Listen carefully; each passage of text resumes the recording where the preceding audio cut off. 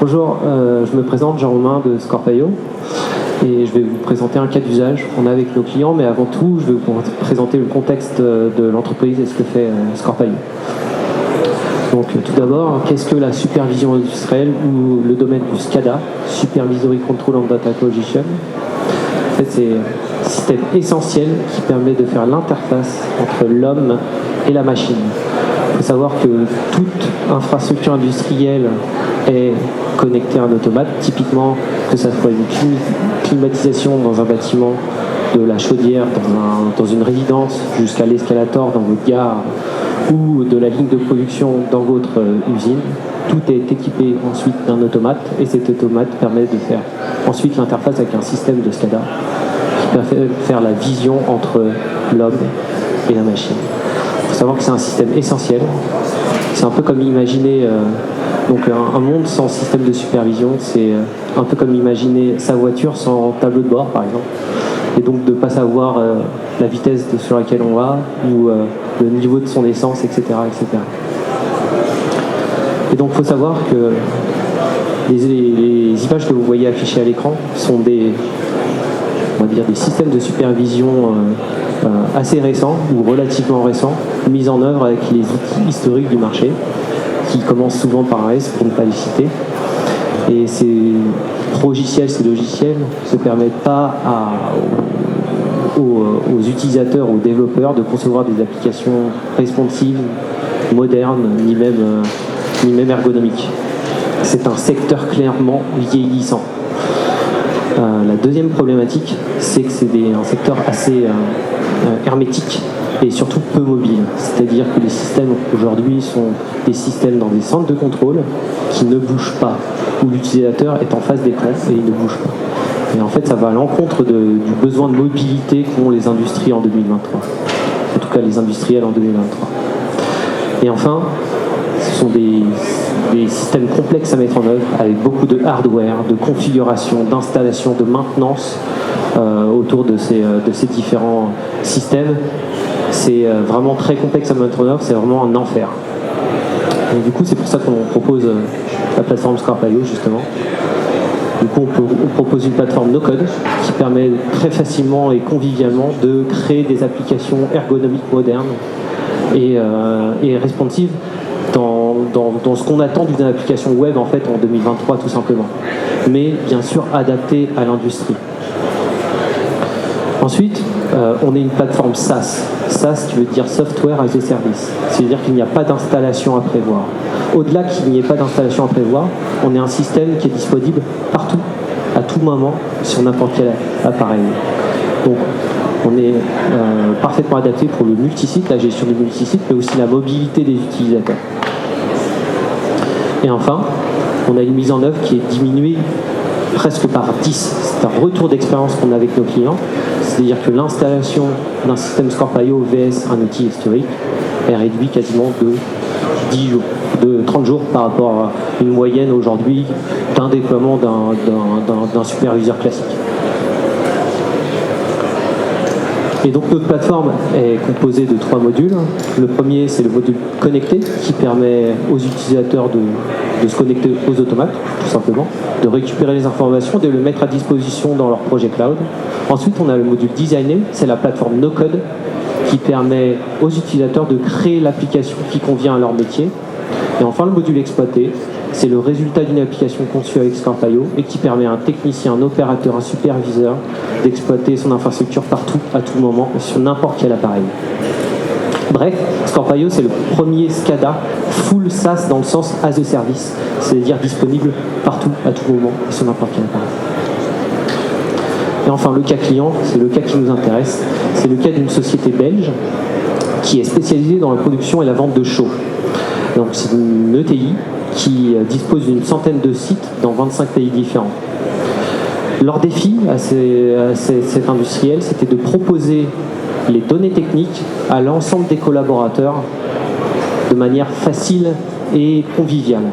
Et surtout, leur problématique vraiment de base, c'était J'ai des personnes du process qui veulent consulter des données techniques, j'ai des mainteneurs qui veulent consulter les données techniques, j'ai des managers qui veulent consulter les données techniques, mais il faut aller sur site, il faut aller dans les centres de contrôle, il faut se déplacer pour récupérer toutes ces données.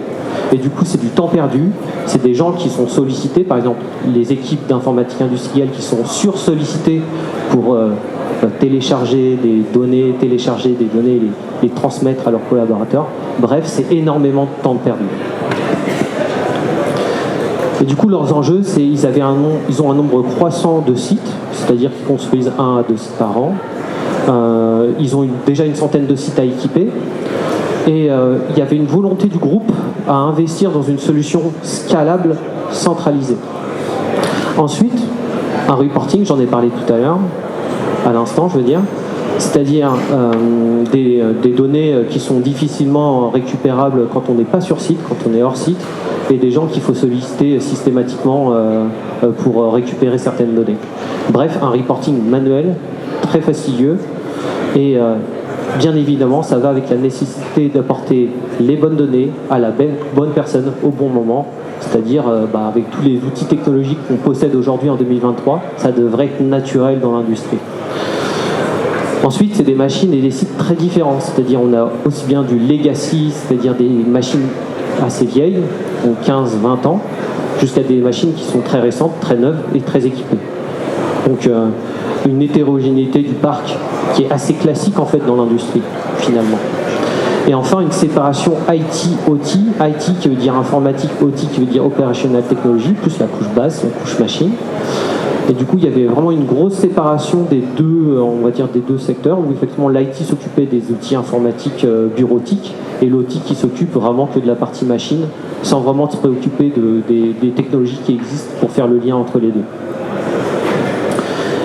Et pourquoi ont-ils choisi Scorpio? Justement, parce qu'on propose une plateforme qui permet de centraliser le multisite. C'est vraiment une de nos forces, c'est de pouvoir se déployer vite, rapidement, sur des sites très différents, de se connecter aux machines. Ensuite, on a un module de reporting, forcément, qui permet aux utilisateurs facilement de créer de la donnée ou de récupérer de la donnée. Ensuite, on a également une plateforme no-code, et c'est une de nos grandes forces aussi, une plateforme no-code très conviviale, qui permet à n'importe quel utilisateur qui n'a pas forcément de connaissances profondes en informatique ou en informatique industrielle, de concevoir ces dashboards personnalisés par rapport à son cas d'usage. Très important, parce qu'aujourd'hui, effectivement, avoir un expert de telle ou telle technologie, c'est de plus en plus compliqué d'un point de vue compétences, mais c'est aussi très cher. Donc forcément, pouvoir donner la main, en tout cas aux utilisateurs finaux, de pouvoir modifier leur propre vision de machine au propre cas d'usage, c'est hyper important. Alors, ensuite, c'est une plateforme SaaS, Software as a Service, je le répète. Donc c'est une plateforme qui évolue tout le temps. On déploie environ une évolution quasiment par semaine, évolution que les utilisateurs de la plateforme peuvent s'approprier à l'instant où on l'a déployée. Et donc voilà quelques écrans du résultat que ça a donné avec ce client-là. Donc on supervise des fours industriels, des machines de fours industriels. Donc on a la vue macro avec des indicateurs qui sont plus ou moins globaux, avec les défauts mineurs, défauts majeurs, les productions, les objectifs de production, les températures dans les différents fours, les pollutions que génèrent ces différentes machines, etc. Tout ça, ça a été fait par l'utilisateur final. C'est lui qui a créé, conçu son application pour que ça soit adapté à son cas d'usage. C'est du web responsive, donc bien sûr, les personnes qui l'utilisent peuvent être soit en PC, soit sur des écrans géants au niveau des usines, mais bien sûr sur leur téléphone. Tout le monde a ce petit appareil dans sa poche et donc peut l'utiliser tout le temps pour se connecter en temps réel sur les différents sites, les différentes machines, etc., etc. L'objectif, c'est de recentrer la technologie autour de l'humain et que l'humain ne soit plus dépendant d'un PC dans une pièce, dans un site, mais qu'une notification prévienne l'humain d'un éventuel problème et qu'il puisse se connecter, voir instantanément où est le problème, pouvoir diagnostiquer, télécharger des données, jouer avec, etc., etc. L'objectif étant vraiment de redonner le pouvoir à la personne qui a vraiment besoin des données. Et Et enfin, le résultat, c'est environ 1 jour de setup par site. Donc aujourd'hui, on a équipé déjà 6 sites. Le but d'ici 2023-2024, c'est d'équiper la globalité des sites du groupe. 60 utilisateurs simultanés, donc une scalabilité déjà démontrée de la plateforme.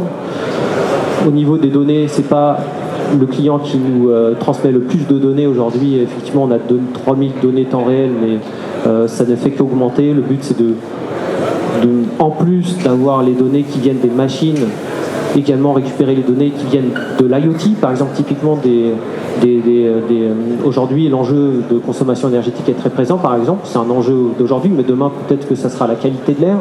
Et donc le but, c'est que l'utilisateur, s'il rajoute des équipements, qu'il puisse les connecter de manière complètement autonome à la plateforme. Du coup d'alimenter encore plus sa vision, ses rex, ses retours d'expérience et du coup d'optimiser ses process et d'optimiser aussi la maintenance de son site. Et c'est tout. Le témoignage, pour finir, c'est un témoignage de notre client. Mais au-delà de tout ça, je vais peut-être jeter une bouteille à la mer. C'est aujourd'hui, il y a beaucoup de jeunes entreprises qui se lancent dans l'entrepreneuriat vers les industriels. Les industriels, c'est un cas à part. C'est très compliqué de rentrer, mais une fois qu'on est rentré, il y a beaucoup de confiance. Et du coup, j'aimerais que les industriels qui sont présents aujourd'hui nous fassent confiance et puis testent notre solution. En tout cas, challenge leur solution historique avec la nôtre pour qu'on puisse démontrer à quel point on performe sur les différents cas d'usage des industriels et à quel point on connaît aussi ce monde-là. Voilà, merci.